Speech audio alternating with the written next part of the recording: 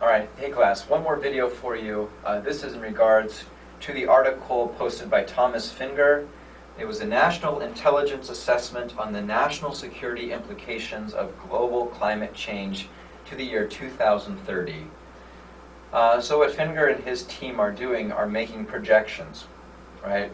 Imagining this world in which climate change and the implications of climate change have taken place.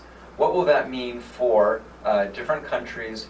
How will that impact things like weather, also their ability to grow crops, and what will that mean for their local populations? This is a way for us as a nation to strategically plan to prepare for those times, for the potential for conflict, so that the United States can be, more or less, be prepared. So if any of you are big into investment and you believe that climate change is happening, this can be a great way for you to lay out your future portfolios. Project out what the impact of climate change will have, and then go ahead and start making your bets now. I would point your attention specifically to pages 8 onward, in which Fingar looks at regional climate trends to 2030, and he looks at it kind of continent by continent and explain what changes in climate change will mean to that specific location. So I've already talked twice about Sudan, but if we look at what he says about Africa, climate-induced tensions are a main contributor to instability in several areas of Africa. That should alarm us. We judge that sub-Saharan Africa will continue to be the most vulnerable region to climate change because of multiple environmental, economic, political, and social stresses.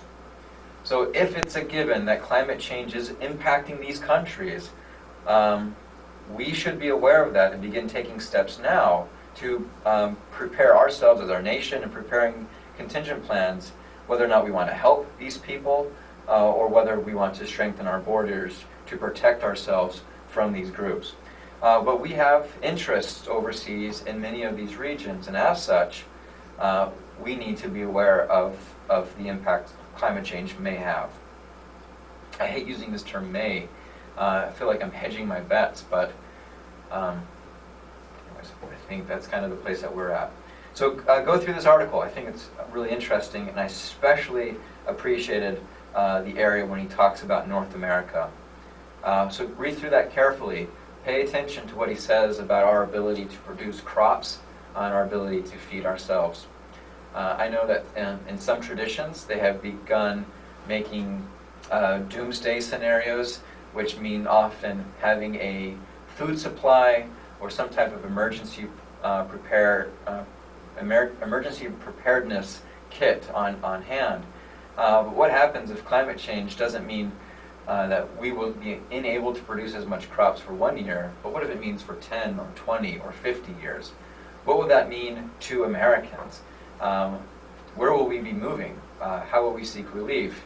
Does this mean that this will be the time that we seek to leave Earth behind and move to one of these new 7 planets that are 40 light years away? Who knows? But I do hope that this article is enlightening. All right, thank you guys.